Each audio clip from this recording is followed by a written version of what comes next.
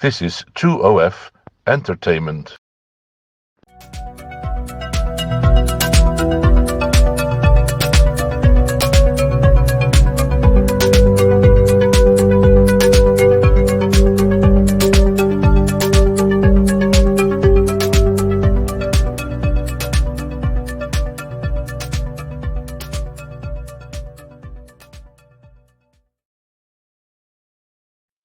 Ooh, look at this motley crew. I'm back this month.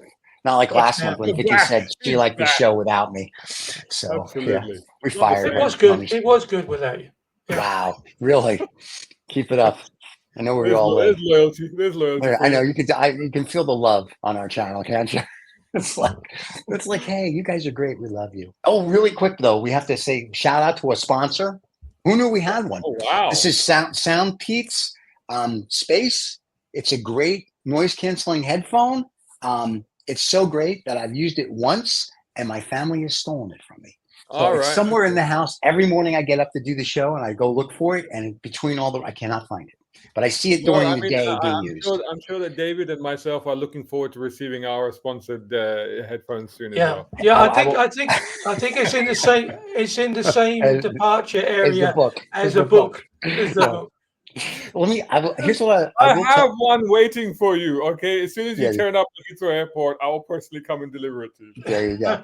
I will tell you this about the headset. I did say to the girl, her name is Sarah, who runs their promotion. I said, Sarah, you know, we have like 40 different hosts around the world. Can we send them all one? This way they can all talk about it. And she wrote back, no. I was like, okay. So, no problem. So the link is below if anybody wants to get it. It's really, I think it's better than Bose and Beats. They've been a sponsor before, but they're sponsoring us till July 21st. So there you go. Awesome. And David made a little commercial for them. So we'll pay a bill, and then we're going to talk about something fascinating today. Let's run commercial. Yeah, let's run a commercial. SoundPeats Space. Hybrid active noise cancellation headphones. Wireless Bluetooth. 123 hours of playtime. High-res audio. The best headphones out there. And there you go. That's our little commercial. I know, right? It's really cool. Yeah, that's why I show the box, because I can't show the headphones because I said to her, send me. I said, then if you don't want to send it to everybody, send me two. And she's from China, and she's like, why? And I'm like, because once they work, like we did earbuds for them once. And I said, I used the earbuds once, and I said to everybody, these are really great.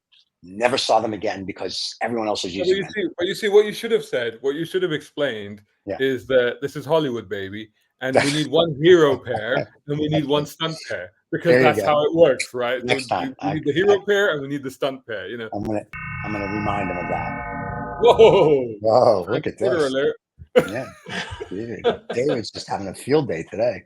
So anyway, we're going to talk about some really cool stuff. And before we came on air, Sherrod was saying how cool it was that we went over 100,000, and we congratulations, guys! Unbelievable. So, as Stephen said, absolutely awesome, absolutely incredible. Yeah, but we put a lot of stuff up that you very, very kindly share with us, Sherrod. So.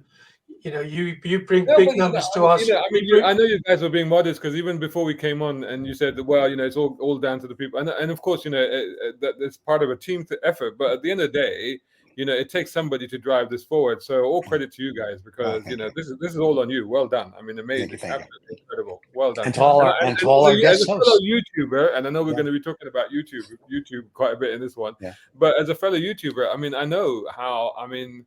You have to fight for every one of those subs. Yeah. This is not as easy as people think. A lot of people have this misconception that you launch a YouTube channel and hey presto, you've got 100,000 subs. It's a slog. It is a slog. It's taken me 5 years to get to 28 and a half. I think I'm just closing in on 29 now. That's 29,000. So it takes a while. Yeah, it's a fight. I think if it was just David and I, we'd be at 5. I mean, I don't mean 5,000. I mean 5. Stuck at 5. Stuck at 5. But because we were smart enough to realize that people don't want to watch us. That's your family. That's your family and friends, right? So I think when we said, we reached out to everybody, and you were gracious enough to come on, and other people, And we said, let's just have you come on, whether it's weekly or monthly. And people said yes. So really, it's we talked about, it's like the BBC. So for you may not like a particular show, but you may like this other show. So that's why somebody said to me, she's like, you have 100,000 subscribers. Why do your shows get 5, 10, or 15,000 views? I said, because not everybody's there for that show. It's not Joe Rogan. I said, I don't have 16 million followers looking just at me. I have X, and all of them, there's a percentage of them that watch a different show. And we see it and we love it. So to all our subscribers, thank you. We've spoken about this, I think, in a previous episode, but it's worth touching on again, because you've managed to hit this figure, despite the fact that you've broken all the so-called rules that all of the so-called experts tell you about what to do on YouTube. Because if you listen to all of the influencers and the experts and the gurus, and you read all the stuff and you watch all the how-to videos, they all tell you one thing. They tell you consistency. They tell you, like, do the same thing over and over and over again. And you guys have made a success of not actually doing the same thing over and over again, because there's such a huge variety of different types of content that, like you say, it's like a TV channel. There's just you just never know what you're going to get. And even with this show, I mean, as I've said this before, I'm the brown car guy. I talk about cars, but I love the fact on here we can be on here and we can talk about anything. You know, from aliens to YouTube to media to publishing books to anything really. Which or that. So, but that's what's really cool about YouTube itself. If you have a concept and you're willing to stick with it, you can do it. And I think a lot of people get discouraged. And I think, and we're going to discuss today, you sent us an article, it was talking about why people are leaving YouTube. Whether it be people that do automotive reviews or just in general. And you were saying before you came on, it's because of us, and we were chuckling because it's like I think. No, I mean, I wasn't because of not the collective us. It's because of you, Stephen. Oh, because, me personally. Because you're involved. You know, you're the man. No, I'll go home if you don't mind. It's fine. It's fine. No, it's because of all of these evil venture capitalists and investors, and all of these people. So let's recap what it was. It was actually I sort of made a video commenting on another video, because this is what we YouTubers do. We make YouTube videos about other YouTube videos. So this is a guy who quit one of the biggest automotive YouTube channels out there at the moment, which is called Donut Media. And Donut Media, if people know that, it really sort of came to the forefront during the pandemic, and it just started producing these great, fun, interactive commentaries about histories of vehicles and stuff like that. And so it was kind of nerdy, but at the same time kind of fun in the way it was delivered. It was very shouty and in your face. There were lots of little asides and stuff. It was very slickly edited. So it was really, I enjoyed watching them, as well as many other people. And of course it grew and it grew and it grew to the point where it got bought out. So the point that this person was making is that there's been quite a spate of videos recently of top YouTube creators in the automotive field, and I'm sure in other fields as well. It's just that what I normally follow, where people have been talking about why I've quit Donut Media, why I've quit Car Throttle, why I've quit, etc., etc. And this guy, he quit Donut Media. And so he decided that instead of doing a why I quit Donut Media, he said, why are people quitting? What's actually happening? And I'm sure we'll get into it in more detail, but just to summarize it quickly, the essence of what he was saying is that these channels are essentially a victim of their own success. So when they when a bunch of guys get together, like you two, you get together, you create a channel, you're passionate about it, you're enthusiastic, you do it. It gets to a point where, and if it's lucky, you get successful, the numbers grow. It gets to a point where the people with the money start taking notice, and they go, oh, hang on, what's going on there? This channel's suddenly grown, and if it's suddenly grown, therefore it must be profitable. So either in terms of YouTube revenue or media partnerships, brand partnerships, sponsorships, etc., etc. And at that point, they go, you know what? We'll buy this, because we'll buy it, and then we'll make even more money out of it. And what happens at that point is that they buy the big companies that don't really understand YouTube and don't understand the content and don't understand the content creators, will then buy that channel. And then basically at that point, it doesn't make any more money. And they're like, why isn't it making more money? Because the thing about these people, the corporates that buy these companies, is that I see, like we were talking earlier about hitting 100,000 subs, and you were like, "Well, and long may you continue to grow." But I was saying, like, if I hit 100,000, I'd be happy. I'd be happy at just that. I'd be like ticking over. As long as that was reasonable for me, I'd be like, yeah, sure, that's enough. I'm happy at this level. If it grows, great, but that's a good level to be at. But the trouble when people start to invest in these things is that they expect constant growth, as you well know. Every year you have to show growth, and if you're not showing growth, something's fundamentally wrong.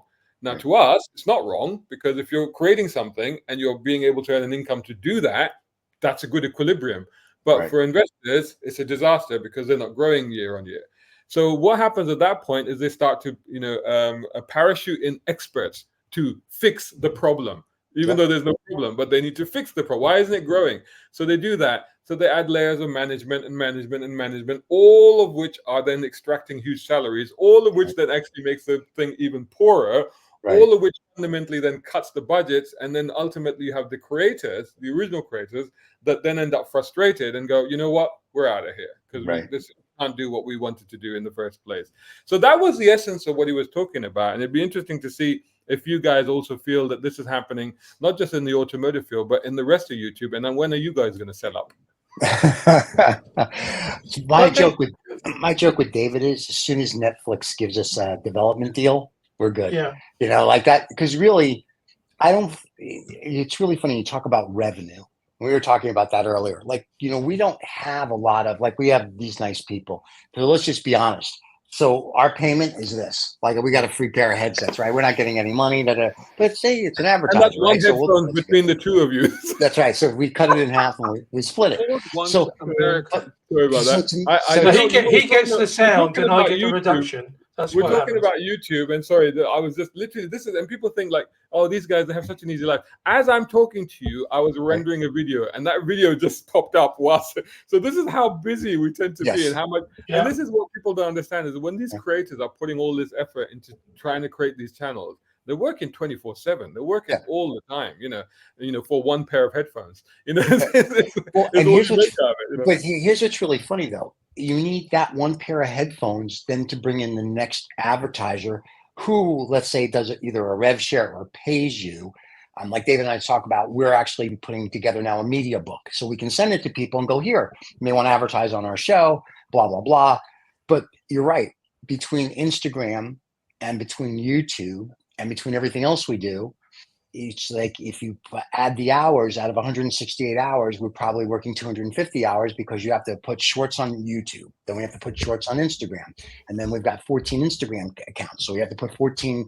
So it's a constant thing. And I think when people come into it, if I was coming in as an investment banker or a PE or a VC, and I didn't know anything about it, I'd be like, oh, you're making X dollars a month. Let's write a check. We're going to make money. What they don't understand is that it took you, not everybody's Mr. Beats, right? I haven't been doing it since I'm 13. I haven't been doing it for 15 years. So it doesn't work that way. And not everybody's Joe Rogan, who's a celebrity, who's also been doing it for 15 years. And they don't understand that. And they're all like, well, why don't you? And like, I'll talk to people like, how much, you guys must be making a boatload of money. I'm like, really? Are you kidding? It's like, I don't know if you realize this. At 100,000, you don't make that much. Like, it doesn't pay a bill. It gets you to that next level. And I think people leave YouTube because they get frustrated, whether guys like me come in and buy you out or just get frustrated in general because, like I always joke, we still have real jobs. So it's like, I still have to do other things. And, and that's why I joke with David, when Netflix gives us our deal, then I'll be like, oh, we can pay look what we can do. The whole idea of the channel, and when we first met you, we even told you, is to get everybody paid when they do the show, like to get that much revenue. So as of right now, I think we have enough revenue that we can take everybody out for a glass of water. So I'm very excited about that. So that's about it. Remember, that's tap water. I was just gonna say, it's not bottled water. You have to bring your own cup. It's just the tap water that I turn on. Bring your own cup. Bring your own cup of the water. So yeah. That's the thing. I mean, like this 100,000. I mean, it came on the 4th of July, which was a very fortuitous day you know, like also in the UK, you know, because because the elections. Muppet Show Yeah, like I said, changed. we changed the Muppets in charge on that day. Yeah, But it was for me, the 4th of July was also in the US, of course, Independence Day. It was also 4th of July was also Independence Day for me, because in Independence Day, from all the critics that we had for the last 3 years, who said, you're doing it wrong, and you don't know what you're doing, and nobody's going to enjoy it, and nobody's going to come and watch it. And so we've kind of I achieved my very first goal was to get down to 1,000. It's a tremendous validation, isn't it? It's just a tremendous validation. But like Steve said, he works. He does loads of stuff in the evenings and in the mornings. Because what people also forget, of course, is like it's stupid o'clock in the morning every time people see Stephen, and it's in the afternoon for me. Mm-hmm. So you know, and I'm supposed to be retired, and and it said to me, well, how many hours are you doing it then? Well, you know, between 35 and 40 hours a week. Yeah. Because we don't know what we're doing, so we have to look. We've had to learn about social media and about all the software and YouTube. We've had to learn all of that and to produce the shows at the same time. So I don't know. So I'm sure that you guys are the same as me, because this is actually, you raise a really, really good point, David, because what a lot of people don't realize is just think, oh, we create content and we upload it. It's not as simple as that. And I spent, like you just inferred there, I spend a really quite substantial amount of time watching those aforementioned how-to videos, those guru videos, those expert videos, reading up on things like, and the thing is, again, the trouble with, like you say, we're not just on YouTube, but we're across all of the platforms. You have to be. You can't just restrict yourself to one. So I'm on Instagram, I'm on TikTok, I'm on Facebook, and I'm spending just as much time reading up and watching videos about what's happening there. And the thing is that the trouble is that it's also constantly changing. So it's almost like, you know, you watch one guru and they tell you to do this, but by the time you've done it, actually they've changed the algorithm and it doesn't work anymore. So you know, then you have to go, oh, okay, so that didn't work. So what was the next big thing, you know? And I don't think people realize. I've kind of given up on the gurus. I just think, well, somebody says you have to push this button and ring that bell, and I don't know where that bell is or where that button is, so I'll try and find a video that will tell me at least that. You know, and so that's how I've been doing it, sort of stumbling around in it. But if we were to listen, like you said at the beginning, everybody said that you should do this. Yeah. But because we didn't know what we were doing, we thought, well, we just do it. Because that's how Stephen and I are. We just thought, well, you tell us we can't, that means we can. But you know, but it's almost like you've hit the nail on the head in terms of the actual way of doing it. Because, like as you mentioned, the Mr. Beast and you know the big guys, you know, now they all come onto shows and they get paid thousands of dollars to come on stage and tell everybody how they should be building their YouTube channels. And I always tell people, I say, whatever they're going to tell you is fundamentally irrelevant, because they're on such a level that, you know, they could put up a video of them having breakfast and it would still hit 1 million views. It wouldn't make any difference to them because they've already made it. But what would be really interesting is to find out how they made it in the first place. When they first arrived and they didn't know anything, what did they do? You know, and I think this is fundamentally it. It's like, it's not about what is the answer, what people telling you how to do something once they've made it, because it doesn't really matter. What you want to know is, what did they do when they first arrived on the scene? And in most cases, I would say 99.9% of cases, certainly like me, and I'm sure to an extent yourselves as well, we just flailed around until we were like, oh, what do we do? It's like that. But like I said, I'm just looking for I'm just looking for instructions for the stuff that's in my toolbox that I think, oh, somebody says that might be interesting.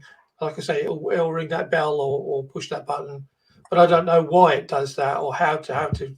So that's what eats up more my time. And then, of course, the failure that goes with producing stuff and then it not working. You know, you're a day further.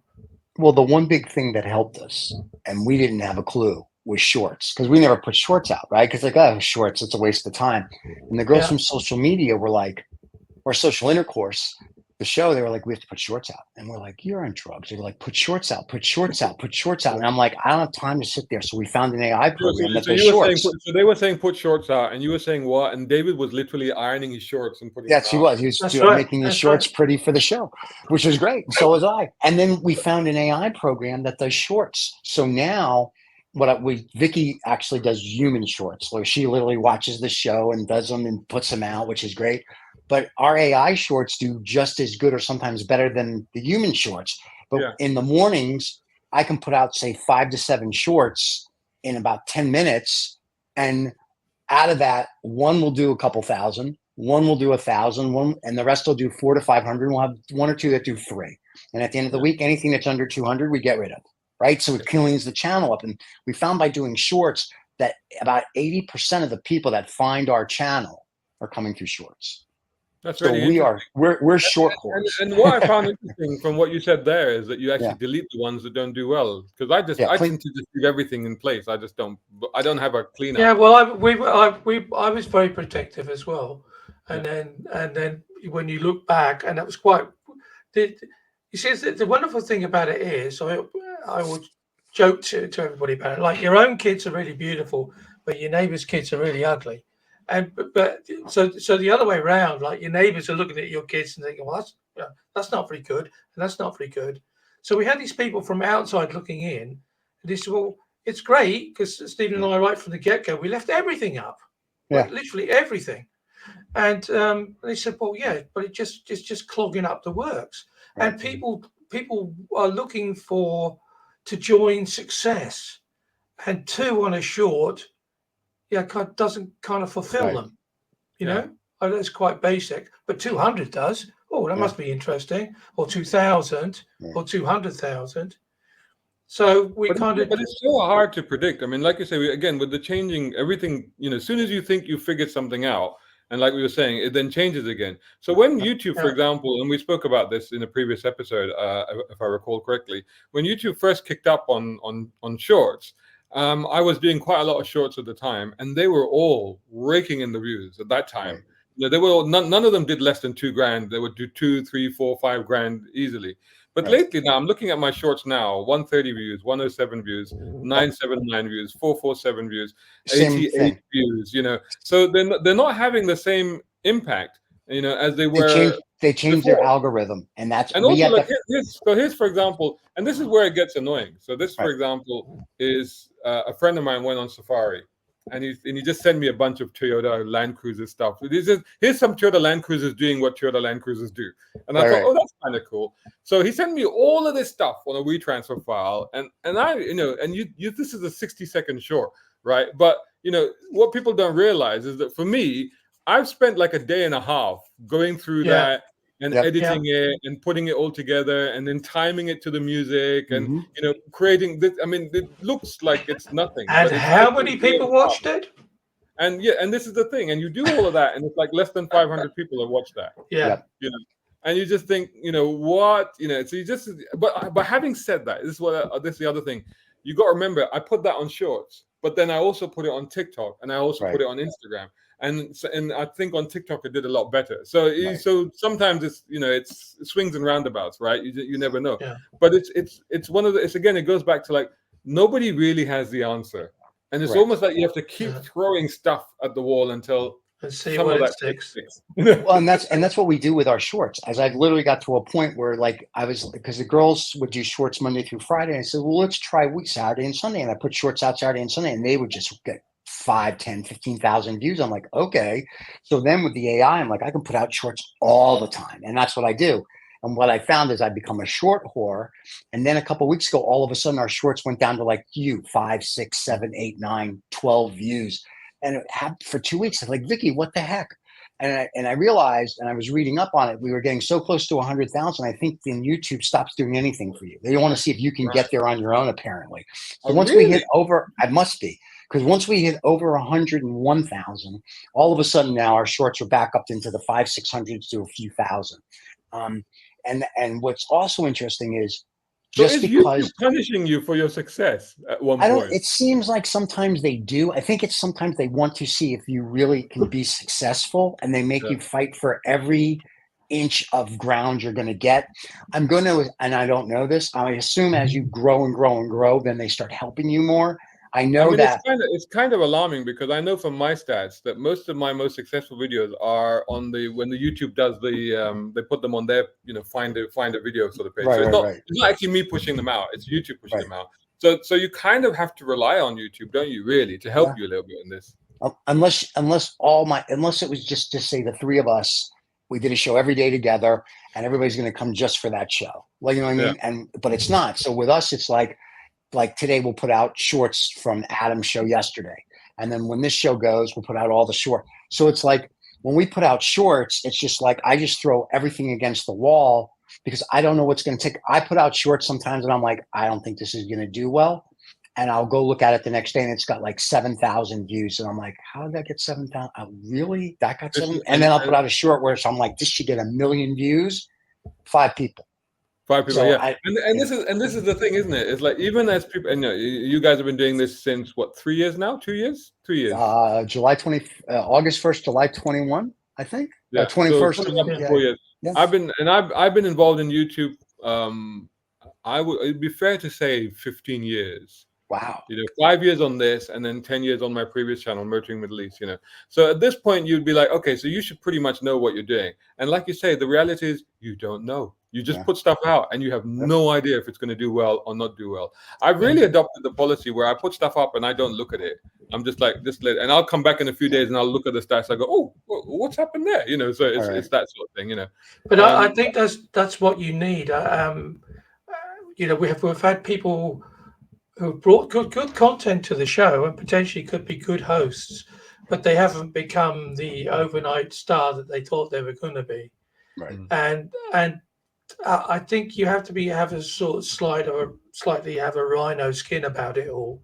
Oh yeah. You just have to be prepared to do your very best and it to be thrown in the bin, because if it doesn't make it within a week and a half as a short, it ain't going to make it. Right. Yeah. So but we were told to clean things up. Yeah, the shows we won't clean up. Shows we don't. Yeah, shows we won't clean up. But the shorts we do, because it's sort of like, taking 10 views away from me isn't going to kill me. Yeah, that makes sense. And our shorts, which is surprising, and any given month gets 60 to 70% of our monthly views. You know how we're on that. We all get the stats of what your views are, and then it'll say I'll go right to the shorts, and I find that the shorts are usually the minimum 70% of my views. So most people watch shorts, and then when I watch how most people find our programming, all from shorts. Yeah. And then Google search. But again, what people don't realize, what a lot of people don't understand, because again, there's this misperception. Like, sometimes when I'm out and about and they say, "Oh, yeah, Shoutout, what do you do?" I'm a YouTuber. Like, you must be raking it in. You go, no. And then what they also don't realize, like, shorts. It's like, well, actually, shorts don't make any money. No. Shorts literally will not. I mean, the longer videos actually can make a bit of money. The shorts don't make any money. But the shorts are your calling card, aren't they? They are. That's the way that we're looking at it. It's like your business card. It's like, okay, this is what we do. This is what we do. This is what we do. And like business cards, like walking around a huge exhibition area, you're giving out all your business cards. 99.9% of them will be thrown in the bin, and you'll have that one good client that comes out of it. It hurt at first because of all the sheer effort that you have to put in. I know exactly, but you're quite right, and your comparison, your analogy is actually spot on, because again, like with the shorts, with my long form videos, they only go on YouTube, but with the shorts, they go everywhere.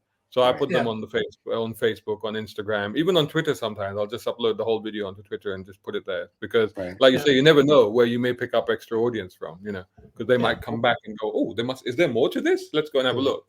It's the problem for us is that TikTok's going away in the United States at the end of the year, so we stopped doing TikTok. We're on TikTok, but it's happening unless somebody buys it. Really? And as far as I know, no one's buying it, so I'm just assuming TikTok's gone. So we literally just stopped posting on TikTok.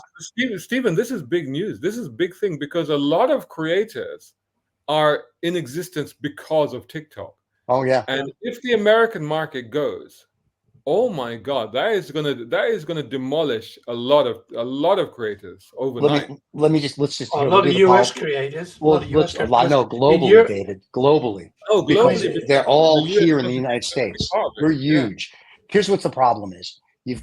They're put themselves. I think our Congress has said to them, "You've got to sell." So China's kind of doing the same thing to US companies over there. So they're saying you have to sell.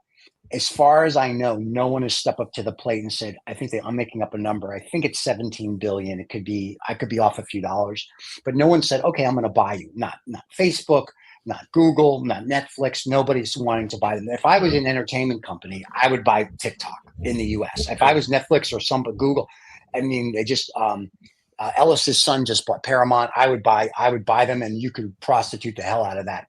But no one's bought them. So let's just assume Mr. Biden's not stepping down. He's already made that clear. So we already know that Trump's going to become the king. When the king is in power, he's already said F you to China. And so no one wants to buy TikTok. So it's going to go bye-bye. So I figure, TikTok's good till the end of the year. I don't want to invest any more time in something that may not be here. Now, if someone buys it, we still have our 2,000 or 3,000 or 10,000 followers on it. I can go back tomorrow and start posting on it, but it's kind of useless knowing that it's not going to be here as of right now. By the end of the year, I'm kind of like, why do I want to be on TikTok? It's still huge in Europe, absolutely huge in Europe. Well, it'll be huge everywhere but here. But here's the biggest spot. The audience in America is also massive, and it makes a substantial part of the actual audience mix. So this is a massive piece of news if this happens. But also, you mentioned 17, 18 billion, and people are like, oh, that's a lot of money. It's not actually that much in this context, because didn't Elon Musk pay 22 billion for Twitter, I think, wasn't it? Yeah. For X, and he's losing every penny on that because everybody thinks it's such a crappy thing now. They're all leaving it. But that's because of him. That's not because of Twitter. That's because of him. And I think changing the name to X is not the smartest move in the world. But again, he's not the sharpest tool in the shed, right? You get lucky with one thing. Doesn't mean you're lucky with everything. Everybody still refer to it as tweets. Yeah, so do I. Twitter is. I know in Twitter, and Facebook for us was never nothing ever happened. Instagram we're on, but we don't make money on Instagram. Like they say, we filled out all the forms, but I'm like, we're not making money on Instagram, but we post, hopefully, and we do the links so people come to the channel. I do okay on Facebook, but nothing like when so back in Dubai when we started Motoring Middle East, once the contract for the magazine I used to work on ended, and so me and the deputy editor we created our own channel, and we spent a lot of money on the website because we thought that was the thing to do. But we quickly realized that Facebook and social media were the things. We focused a lot on Facebook. I think we built up like 250,000 following on Facebook very quickly. Wow. And it was a very powerful tool for us. This was around 2011 to about 2013, 2014, something like that. And we were able to run very effective campaigns on there. We were able to create huge events on there. One of our events went viral, and we ended up with the biggest car meet that Dubai had ever seen to that point because of Facebook. So at that point in time, Facebook was absolutely dominant. But I have to say, compared to that time to now, I've been running ads to promote my book on Facebook. And to be honest, they're almost ineffective, compared to I remember back in the day, if I had spent the same amount of money on those ads back in the day, I would have definitely had hundreds if not thousands of sales. But running the same level of ads today, and it's just like hardly anything. It's literally like tumbleweed. I used to run adverts on Facebook, nothing, diddly. You know what we can do? So we can take I can take a loo break. We can run the Brown Guy's book ad. Yeah. We could. I have it right here. Here, let's run this ad later. I've got it. So let's run that ad for him, so he can make some money. Let's run the ad. In London streets, where politics and power collide, The ULEZ Files by Brown Car Guy is a thrilling new novel depicting a high-stakes battle for the roads. Join Max Turner, a motoring journalist, as he uncovers a plot to control car ownership and personal liberties. With agent Eleanor Rodriguez and tech genius Fox Jackson, they race against time through London's iconic streets. It's a narrative that questions the balance between environmental policies and individual rights. For fans of cars, action, and political intrigue, the ULEZ Files promises high-speed chases, tactical ingenuity, and a fight for justice. Available now, exclusively on Amazon.com. The ULEZ Files by Brown Car Guy. Get your copy today. Brown Car Guy. The advantage of having things like all of these AI apps and software and stuff that we've got now is that you're able to create additional because you got to turn to these things when you're trying to figure out how to create new and innovative ideas when it comes to marketing and promoting things, right? So I actually, the most recent thing I've done is, in addition to that advert which you just saw, which was created, a lot of that stuff was using AI, but actually did a song, the ULEZ File song. Very cool. So that's, I won't run the whole thing. That's 2 minutes long. You can see it on my channel. But it's incredible, like all the different things that you can. Honestly, Shazad, if you upload it, we'll put it on, because we have an AI. But actually, we have David, an AI music. We have an AI music playlist on the channel. I'm going to create a proper, or I'm trying to create a proper video of that, and when I do, I'll send you that one. So, cool. But in the meantime, that's what I did.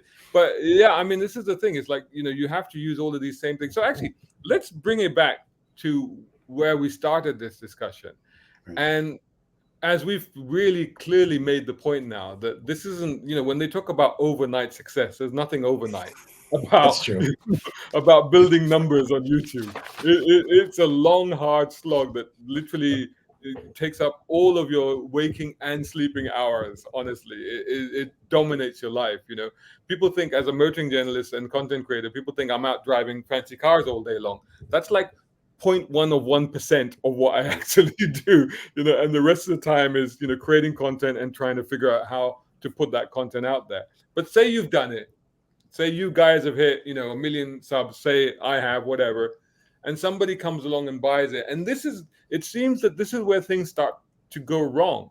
Or especially from your point of view, Stephen, if you decide, okay, I see a nice channel, I'm going to invest in it. I mean, what do you think these investors are doing wrong? Where are they going wrong on the basis of what's happening? The problem is that they're investing in something they know nothing about. And what I mean, what they don't have is one of us.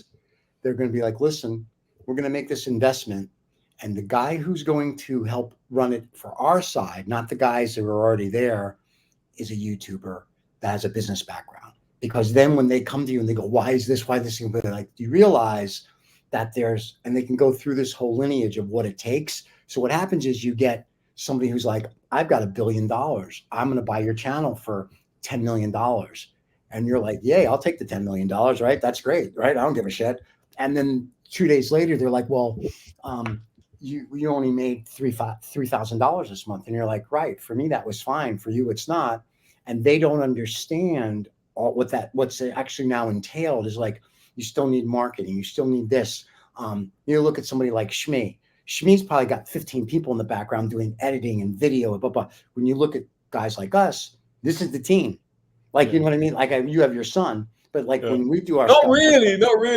Don't put that out there, because like every 50 millionth video I might get him to help me, but other than that, it is literally just me. So this is the team for everybody's channel. It's like, and about our cigar show, because so the cigar show, great, there's 3 hosts, but when the show ends, there's just one person in the background going clicky, clicky, clicky, clicky, clicky, and then all the hosts send out shorts to each other to post on all their Instagrams and everywhere. So if you don't really understand what you're walking into, and if everybody thinks they're walking into, if you will, Joe Rogan or Mr. Beats or I guess Supercar Blondie or Shmi, that's a different mentality, because that's a very niche segment that they've captured. And at some point, people will be bored of that segment.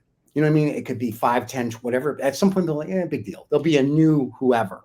So when you go into donuts, and I love Donut Media, and I like their stuff, but they have to also understand, they make money by merch. They make money by special appearance. There's this whole realm of, they're not making millions of dollars every month on YouTube.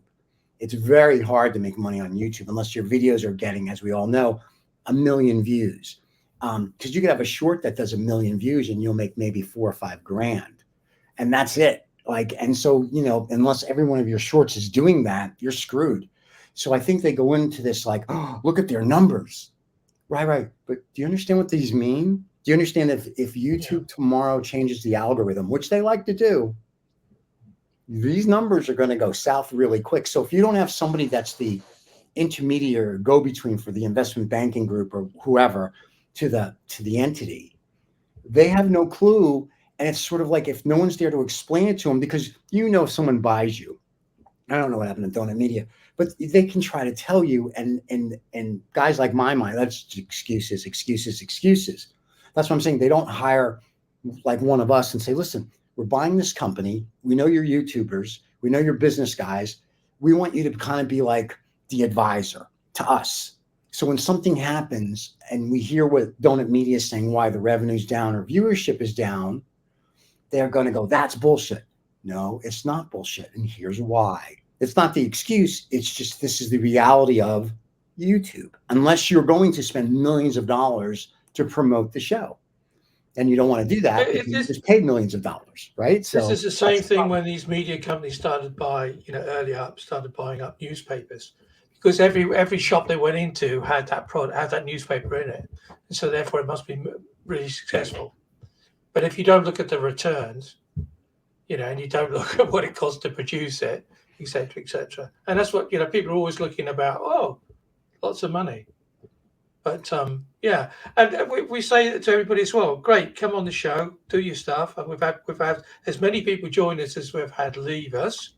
Right. And that brings a tear into my eye to say that, because we've had some great people on as well. But we say to them for the get go, it's like this is a bicycle. Once you get on it, there's only you fall off and never come back, or keep pedaling. Yeah. Because, but David, as a creator, you guys at the moment have creative freedom. You can do whatever you like. You can bring in whatever program you want to go in any direction. You can interview whoever, do whatever. Then you've got layers of management, and every week they're having a little meeting with you, and they're pulling up graphics and charts and bars and audience research and. I can guarantee you, Shoutout, I can guarantee you that they're funneling it down. They're funneling it down, and they're saying, right, you need to produce this X here on this graph. You need to produce this X. This is what we want. And you're I can guarantee you that will not happen for me. No, but that's what I'm saying. So this is the point. With all these creators leaving, can you relate to why they're leaving? Because that's fundamentally, I suppose, what they end up facing, right? I think they. Because it's the free spirit, and if you sit on top of, or let's say that they're the genie that come out of this bottle. You sit on top of the, cork that bottle back up again, which is what they do. Creative people are not good at corporate meetings.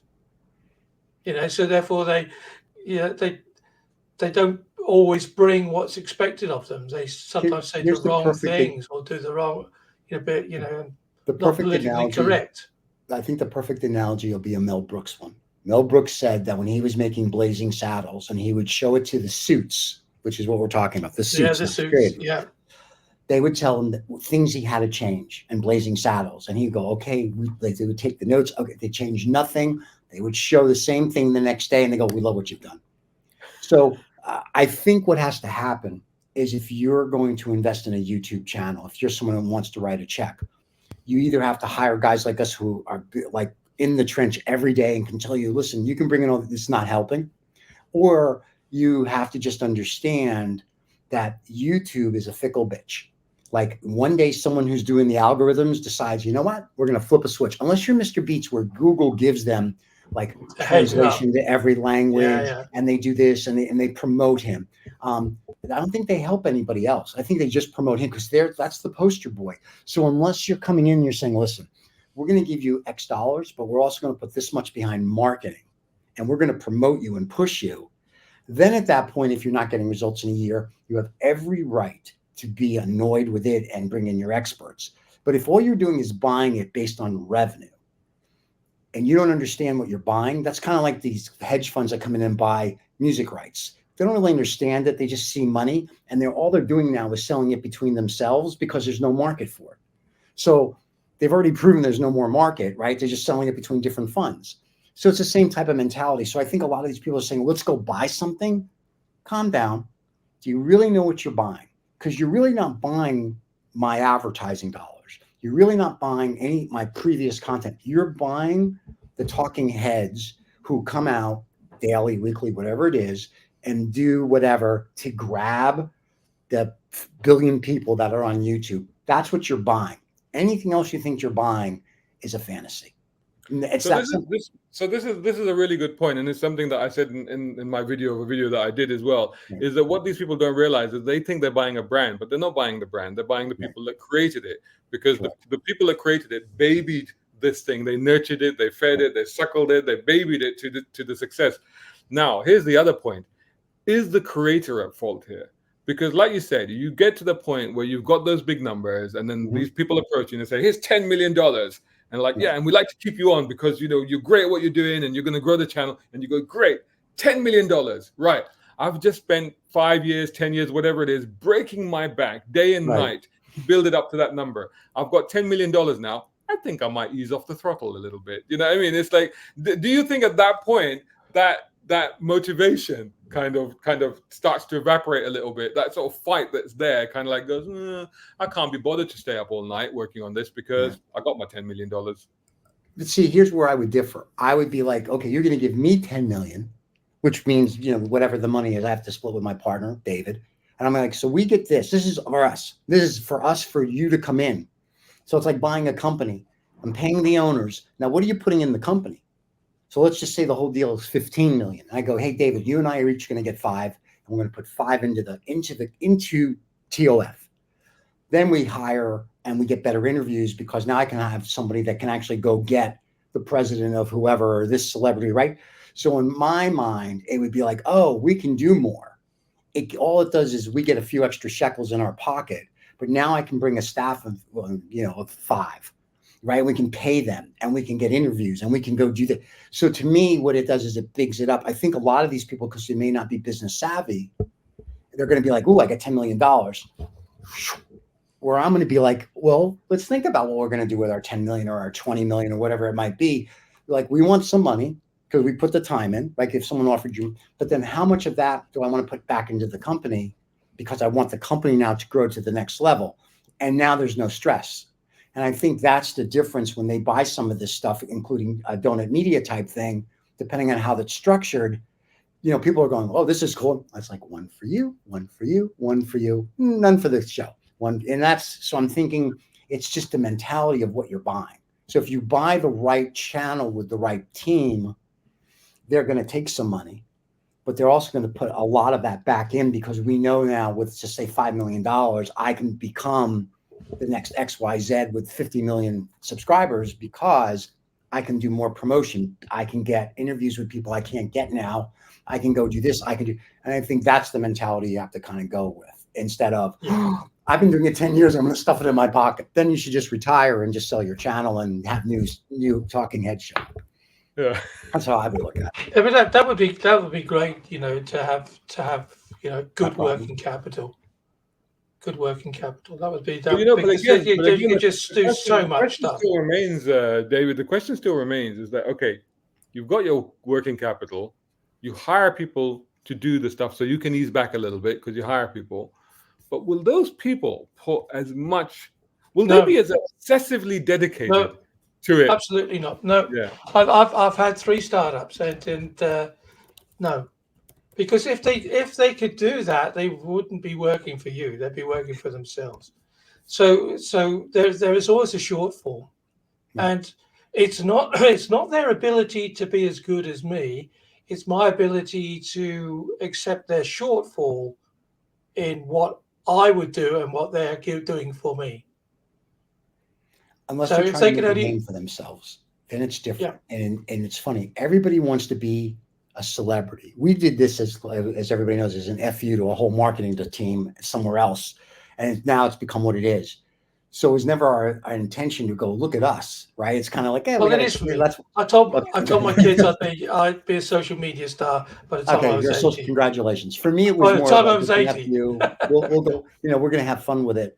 So if we got money in a team, it would be more of, what do you really want to do? And if somebody says, I want to edit, I want to do this, and I want to film, and I want to produce, and I want to create, great, do it. Please have your own show on our channel. And that's what they're also different about our channel is someone can come to tomorrow with us with an idea.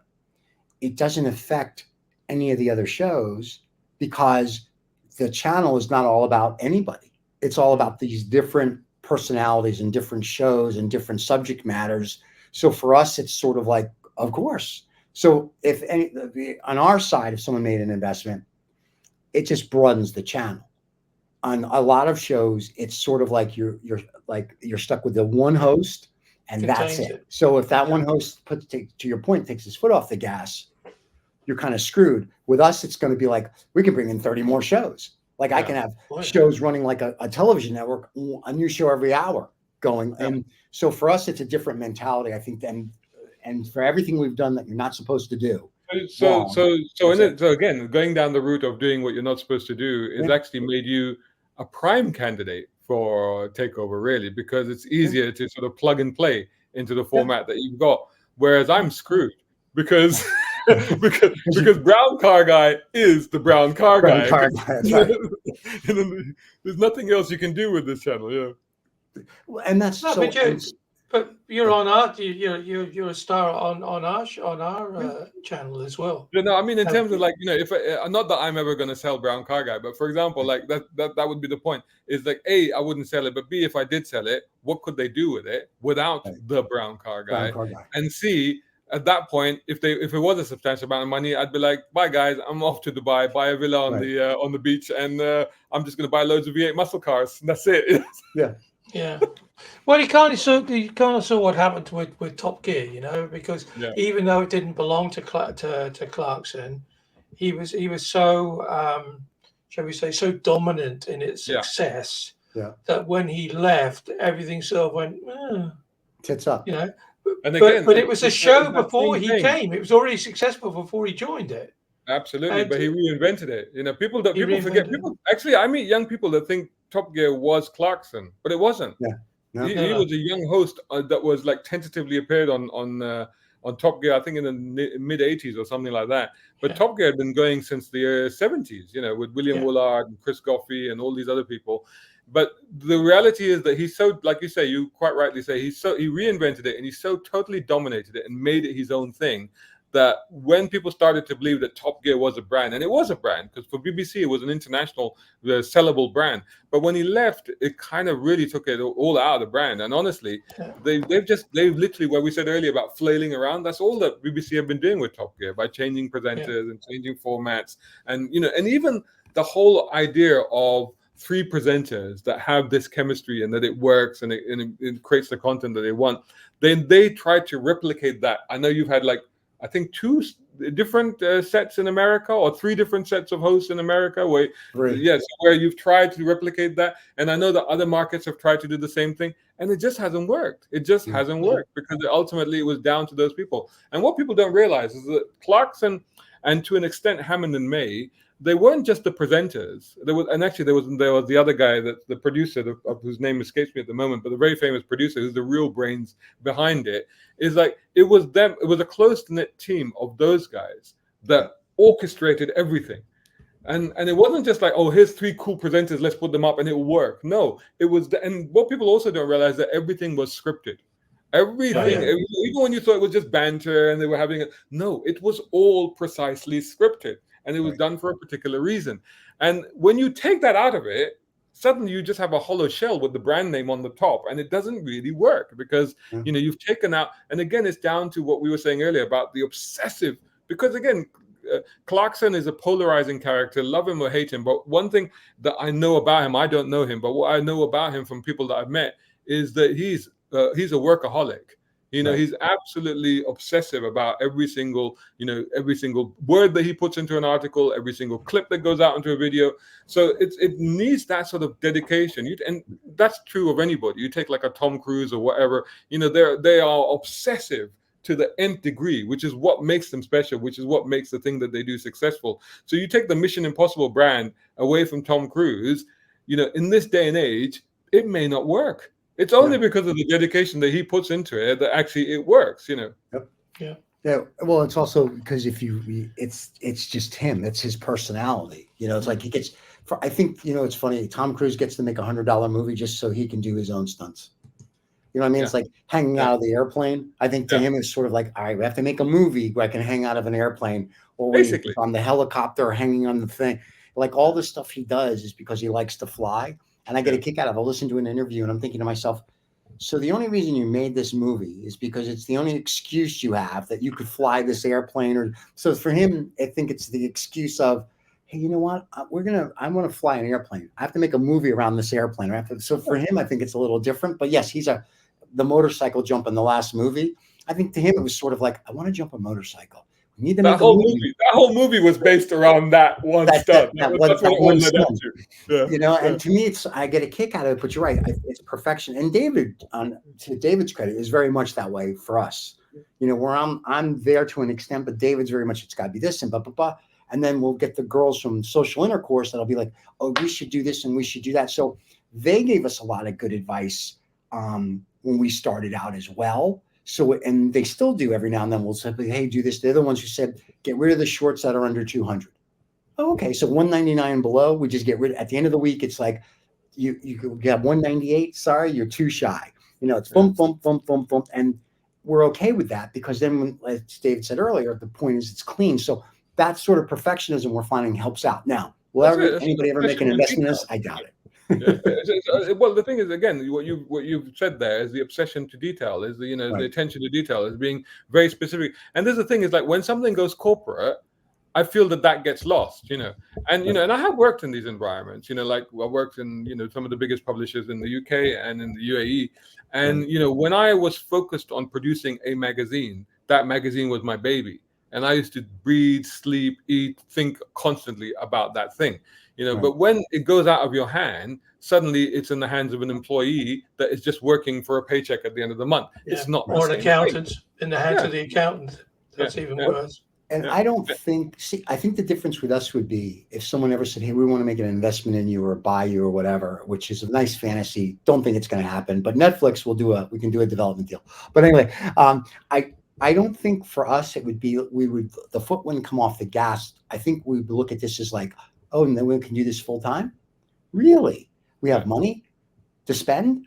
Really? I think, and then at that point it would become, ooh, what can we do now? Like we can do more toys. Yeah, it'd be more toys. But again, that comes back to my point about, like I said, and I say this in my video as well. It's like, for me, if I got to a certain level where I could justify what I'm doing with Brown Car Guy, because actually it's a viable income, and B, suddenly opens up an extra budget for me to go and do stuff which will create more content, then for me that's quite exciting. But then my eye wouldn't be on, I wouldn't be focusing on that bottom line. Like you said, I'd be taking like, okay, what I need to survive, and then everything else, I'm going to go buy more cars, or go and do epic trips, or go and do this or whatever, do that so that I can create more content around it. That's where the focus would be. But here's what's interesting. If you look at like Shmi, right? And I don't know Timothy. He seems like a nice guy. I've never met him, so I met him once. He seems a very nice person, yeah. But it's what Shmi seems to do, and I don't know how much money he makes on YouTube and with his merchandising and everything else. But what he seems to do is he buys, like, every now he's putting a new car in the Shmi Museum, as he calls it, or this and that. Or if I look at Stradman, he's just leased a Conan sack. I'm like, okay. So they seem to be adding cars to their stable to increase viewers. And I'm like, interesting. Now, you take a Doug Yamiro, Supercar Blondie, they're doing auction sites. It's like they're not buying new, they're doing auction sites. They're making money. They're making money, yeah. So you take like a Shmi, and you take like a Harry's Garage. If you know Harry's Garage. So Harry was the owner of Evo magazine. Now the thing with Harry is that he came from wealth, I assume, because he was a farmer. And so he buys cars. So he reviews cars that he owns. Yes. Now that lends a certain authenticity to something that, other people can't bring. It's like literally he's like, there's a car I own. Oh, I have a Lamborghini Countach, and it's my Countach, and I've decided I'm going to have power steering fitted to it. And other people might be, oh no, and you couldn't, if you borrowed somebody's car, you couldn't do that. But it's my car, and I'm going to do it. And this is what it involved. So it's that sort of thing. I have a Testarossa, and I'm going to recreate the drive to the Sahara. Why not? It's my car, and I'm going to go do it. You can't borrow somebody's Testarossa and say, I'm going to do it. I'm going to drive in desert. Is that okay? No, but it's your car. You can. But here's what I like about Harry, and here's what even Smoking Tire. I love Doug. But I don't like Doug in the way the Smoking Tire and Harry. Harry and Smoking Tire, when Matt and Harry give you a review, and they're reviewing like a new Aston Martin or a new this or new that because they got the car for the week to drive. I like their reviews because they never hold back. Like Matt will say, this car's a piece of crap. Like for this kind of money, this shouldn't be plastic, or this shouldn't be this, or it did this or that. Or even the two guys from Canada, I can't remember their names, but they're hysterical. They do the same thing, and Harry does it. The other car reviewers, whether it's Shmee or Strat or these, they all seem to hold back a little bit. Like, I don't want to offend whoever because I may not get another. I remember Matt did an Austin Martin, and he's like, "This is plastic crap, and this is for this kind of money." I think there's two different things there. If you take like a Shmee or a Supercar Blondie or whatever, they didn't come from a journalistic car reviewing background. So they literally, for them, it's just like, whoa, I've got this car, isn't it awesome? That's all they can do because that's the level at which they started. You know, you take somebody like me, I've got 35 years of driving everything. You know, so when I get into a car, I'm like, okay, you know, I pretty much know what it's going to be like before I've even got into it, you know, because I come with that level of experience and understanding. The other problem, and then you get that's that crowd, which are just like, hey, it's all wonderful and I can buy more supercars. And then you get the other crowd, which are the younger influencers that have now come into this field, which of course they dominate because they're younger and they're savvy and they're cooler and they're good looking. You know, fair enough. Nothing I can do about that. Like us, they're good looking. But filters. But anyway, but the point is for them, again, they don't have that level of experience. And also because they're young, they're trying to maintain and build these relationships with manufacturers. So it's kind of hard because they're relying on them to get the cars. I mean, I've got to a point now where if a manufacturer doesn't give me a car, I'm like, I don't care. Yeah, I mean, I really like, I don't really, because I've driven everything. I don't really care, you know, I'm not really that bothered, you know. So I can say what I want to say. So it's kind of like that. And I'm not relying on advertising. Because again, if you're in a publishing environment or if you have all of these deals in place like that, you then also have to be careful because you don't want to piss off this client or that client or whatever, you know. And it's not even just the manufacturer, but just even the dealers or whatever, you know, sort of thing. So people find themselves in this position. And again, I have no advertisers. So I'm like, doesn't matter to me. You know, it's like whatever, you know. Whereas I know when I was in a corporate environment, things were very different. I had fights with the sales teams. I once nearly walked out of a company because there was an attempt to kind of sell an award, and I was like, dude, I'm leaving, you know. And it went to board level, you know, and I almost got sacked, you know. But that's, you know, that sort of thing does happen. Let's be absolutely honest. But when you're independent, you're like, I just say whatever I want. If you're able to, this is the other thing that audiences of YouTube channels don't understand. Because it's free content, everybody's like, it's free content. Like, you know, I have a Patreon, I have a Ko-fi, I have YouTube subscriptions, I'm sure you guys have as well. And I say to people, look, if you support me on that, that gives me the freedom to create this content. You don't have to, because it's free and it's always going to be free. But the more you do that, the more independence it gives that creator. And it's one of the things I said at the end of that video. I said, what is the solution to this situation of, you know, creators getting so big that they sell out and then they basically lose their passions or whatever, is actually for audiences to support them. Because as long as the audience is supporting them, they will continue to create for that audience. Rather than if a corporate buys them, the whole thing, the whole strategy, the whole platform of what they're doing completely changes. Because then it becomes about growth, and it becomes about deals, and it becomes about building it to the next level. Whereas if you're a creator and the audience is enjoying what you're doing at the level at which you're doing it, then support that creator. Support that creator, because that's the only way they're going to be able to carry on doing what they're doing. Yeah. Well, let's hope people who continue to support us. We've reached the golden hour, I think. So let me just say one thing before we go, but the reason I do watch your reviews, because they're also on our channel under Hypercar. But you do stuff that other ones don't. I like that you get in the back seat, and he's like, look, there's a back seat.